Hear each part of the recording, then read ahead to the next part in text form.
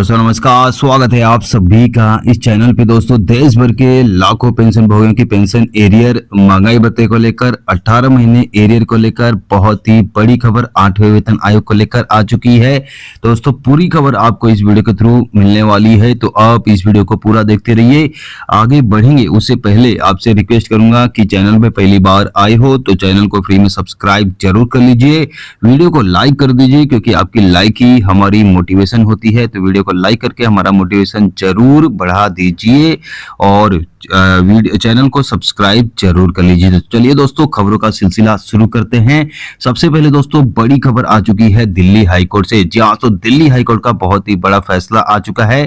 30 जून को अगर कर्मचारी रिटायर है तो उनको 1 जुलाई का इंक्रीमेंट का फायदा दिया जाएगा, उसमें कोई भी रुकावट नहीं की जाएगी। जी हाँ, तो केंद्र सरकार के साथ ही साथ राज्य सरकार के कर्मचारियों और पेंशन भोगियों के लिए बहुत ही बड़ा आदेश आ चुका है। ऐसे मामलों में सरकार जो है 1 जुलाई का इंक्रीमेंट का फायदा नहीं देती थी अगर कर्मचारी 30 जून को रिटायर हुआ है तो। लेकिन दोस्तों अब दिल्ली हाईकोर्ट का बहुत ही बड़ा फैसला आ चुका है।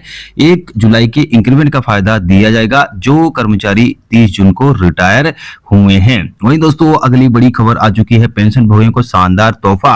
अगर किसी पेंशन भोगी का पीपीओ की कॉपी गायब हो चुकी है या फिर फॉर्म नंबर 16 उनको नहीं मिलता है या फिर ग्रेजुटी का आदेश की कॉपी उनको नहीं मिली है तो अब आपके लिए बड़ी खुशखबरी आ चुकी है। केंद्र सरकार ने एक प्रेस विज्ञप्ति जारी करके कहा है कि अब पेंशन भोगी को घबराने की जरूरत नहीं है। पीपीओ की कॉपी और फॉर्म नंबर 16 ग्रेजुटी का आदेश सभी आपके डिजी लॉकर में सुरक्षित रखा गया है, आप वहां से उसको डाउनलोड कर सकते हैं।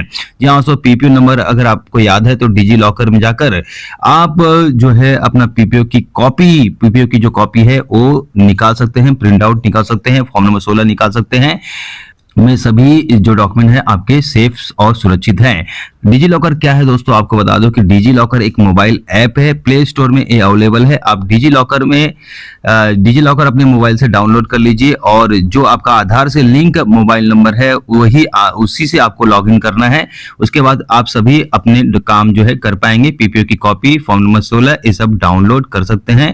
केंद्र सरकार ने इसको लेकर आदेश जारी कर दिया है।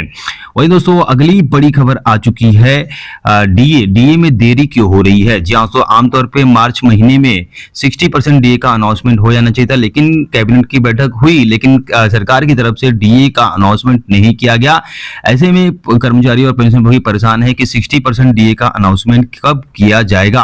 आपकी जानकारी के लिए बता दूं दोस्तों कि महंगाई भत्ते में 2% की बढ़ोतरी हो गई है और कुल महंगाई भत्ता 60% हो चुका है, लेकिन केंद्र सरकार की तरफ से अभी तक अनाउंसमेंट नहीं किया गया। तो ऐसे में कर्मचारी और पेंशन भोगी परेशान है। तो आपकी जानकारी के लिए बता दूं कि अगली जो कैबिनेट बैठक होने वाली है वो बुधवार को होने वाली है और इसमें आपके महंगाई भत्ते में 2% बढ़ोतरी का अनाउंसमेंट किया जाएगा और अप्रैल महीने की सैलरी और पेंशन के साथ 60% डीए का फायदा आपको दिया जाएगा। साथ में जनवरी, फरवरी और मार्च महीने का एरियर, 3 महीने का एरियर आपको दिया जाएगा। जी हाँ, तो वहीं पे अगली बड़ी खबर आ चुकी है एडिशनल पेंशन को लेकर। जी हाँ, तो जो कर्मचारी उम्र के 80 साल इस महीने पूरी कर लेंगे तो उनको 20% एडिशनल पेंशन का फायदा दिया जाएगा और इसका जो फायदा है वो महीने की पहली तारीख से ही दिया जाएगा। यहाँ सो अगर मान लीजिए आपका जो डेट ऑफ बर्थ है 25, तो ऐसे में दोस्तों आपको 25 अप्रैल से इसका फायदा नहीं मिलेगा, आपको 1 अप्रैल से ही इसका फायदा दिया जाएगा, यानी कि महीने की पहली तारीख से ही आपको एडिशनल पेंशन का फायदा दिया जाएगा। भारत सरकार की तरफ से आदेश आ चुका है। अब आपको घबराने की जरूरत नहीं है, बैंकों में जाने की जरूरत नहीं है। जैसे ही आप 80 साल, 85 साल या 90 वर्ष की करीब पहुंच जाएंगे तो अपनी जन्म तिथि चेक करें कि पीपीओ में क्या है। वहीं पे अपनी पेंशन डिस्बर्सिंग एजेंसी को उम्र पूरी होने से पहले एक लिखित में सूचना जरूर दे दे। जी हाँ, सो बैंक हो या फिर पीसीडीओ हो या फिर पेंशन डिस्बर्सिंग एजेंसी हो तो उनको एक इंटीमेशन जरूर दे दें कि मैं 80 साल की उम्र पूरी करने वाला हूँ, 85 साल की उम्र पूरी करने वाला हूँ, मुझे मेरी पेंशन में बढ़ोतरी का फायदा दिया जाए। अगर फिर भी एडिशनल पेंशन आपकी शुरू नहीं हो पाती है तो आधार और पीपीओ की कॉपी के साथ सिपेनग्राम पोर्टल पे शिकायत दर्ज करें, आपको पिछला एरियर भी मिलेगा। जी हाँ, तो 80 साल की उम्र में 20% एडिशनल पेंशन का भुगतान होता है, 85 साल की उम्र में 30% एडिशनल पेंशन मिलती है, वहीं पे 90 साल की उम्र में 40% पेंशन आपकी बढ़ के दी जाती है। वहीं पे 100 साल की उम्र होने पर आपको पूरी पेंशन का फायदा दिया जाता है। 100% पेंशन आपकी बढ़ जाती है।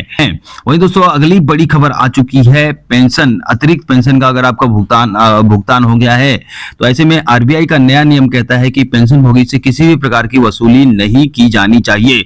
जहां तो 1 अप्रैल 2025 को केंद्र सरकार की तरफ से आरबीआई का मास्टर सर्कुलर आ चुका है।